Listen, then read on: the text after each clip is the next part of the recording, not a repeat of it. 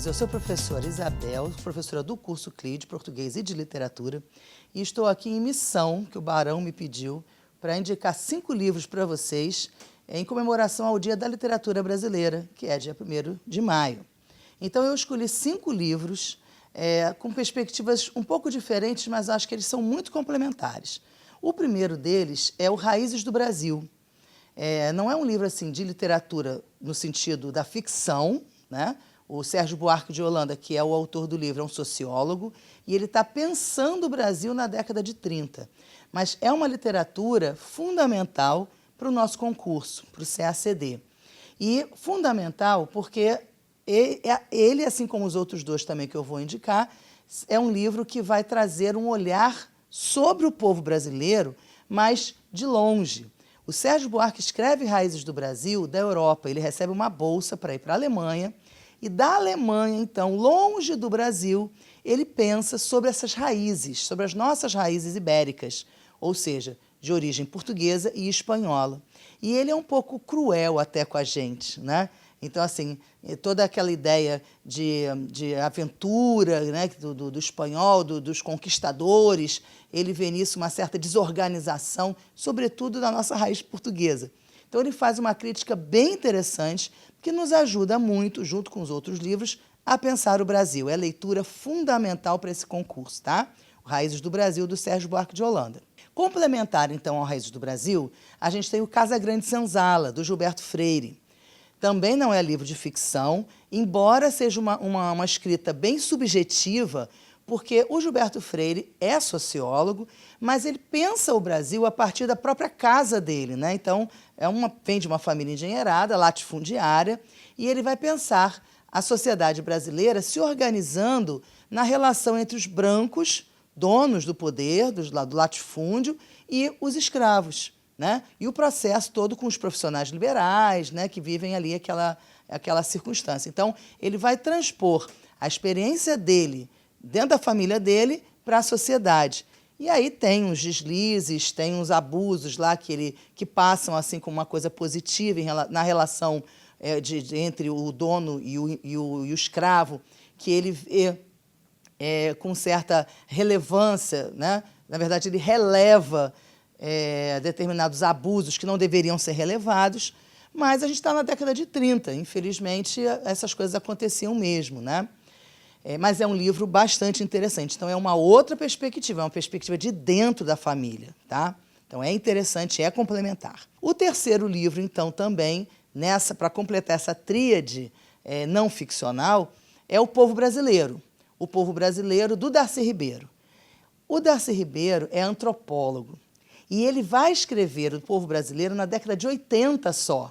Ele começa a gestar esse livro na década de 30, junto lá na época em que os pensadores estavam refletindo sobre a identidade brasileira e sobre o Brasil. E, sobretudo, tentando entender por que no mundo inteiro os países já tinham ascendido à Revolução Industrial e o Brasil continuava com a sua base latifundiária, né? Então, a grande parte da teoria da sociologia, né, do brasileiro era em relação a isso.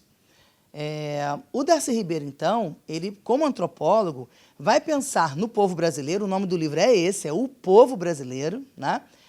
O Darcy Ribeiro, então, vai pensar o povo brasileiro a partir das etnias que compõem, sobretudo, a relação entre portugueses e índios, portugueses e africanos, e africanos e índios, enfim, ele vai trabalhar com essa miscigenação. E como ele é um autor que já refletiu muito, porque ele vai publicar o livro vai concluir o livro na década de 80, então ele já vai ter participado de um Brasil que se movimentou muito, que mudou muito de 1930 até 1980. Então, é um livro que vai complementar muitas coisas, mas que a gente tem que ler também com um bocadinho de receio, não é receio, mas assim, com uma certa tranquilidade, porque ele é extremamente entusiasta, né? O povo brasileiro é o melhor povo do mundo, né? E o problema são os governantes. Ele diminui a equação Brasil assim, né? O povo brasileiro é o que há de melhor no mundo.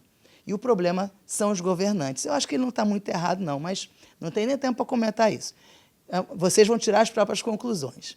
Os outros 2 livros são literários.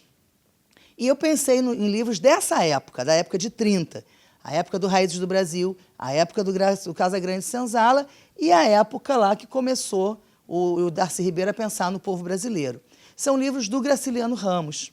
O Graciliano Ramos é um autor que o CACD usa muito, e já usou até mais, mas volta e meia ele aparece ou na primeira etapa ou na segunda etapa. E já foram, inclusive, esses 2 livros do Graciliano Ramos, o Vidas Secas e o São Bernardo, são livros que já fizeram parte da bibliografia obrigatória do concurso, na época em que o CESP publicava a bibliografia obrigatória, né?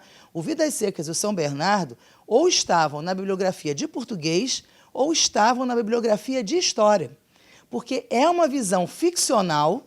São Bernardo e Vidas Secas são livros da literatura brasileira, são livros ficcionais, mas baseados numa vivência muito próxima do autor, né?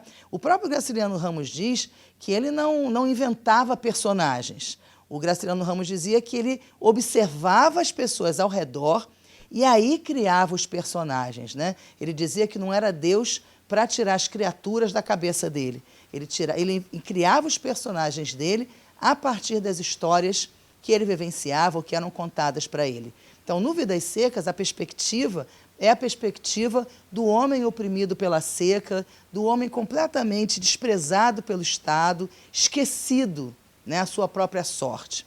É o homem, o sertanejo, com toda a sua dificuldade de linguagem, de alimentação, de tudo. E o São Bernardo é uma outra ideia, já é a ideia do personagem, que também nasce pobre, também tem uma série de dificuldades, mas ele não está no sertão, vivendo a seca diretamente. Ele já está na cidade e aí tem a possibilidade de aprender a ler, a escrever e a dar a volta por cima, né? Então, o Paulo Honório, que é o personagem principal do São Bernardo, acaba conseguindo se tornar dono de uma fazenda e trazer a tecnologia para o campo. Então, a gente percebe no São Bernardo a perspectiva do dono da fazenda que vai mostrar o Brasil crescendo, né? É o homem que vai trazer a luz para o campo, né? Que vai trazer maquinário para que a colheita seja uma colheita mais efetiva, né? Então, a gente vai ter 2 posições de 2 sertanejos completamente diferentes. Um que não conseguiu ter a sua sobrevivência facilitada em coisa nenhuma, né?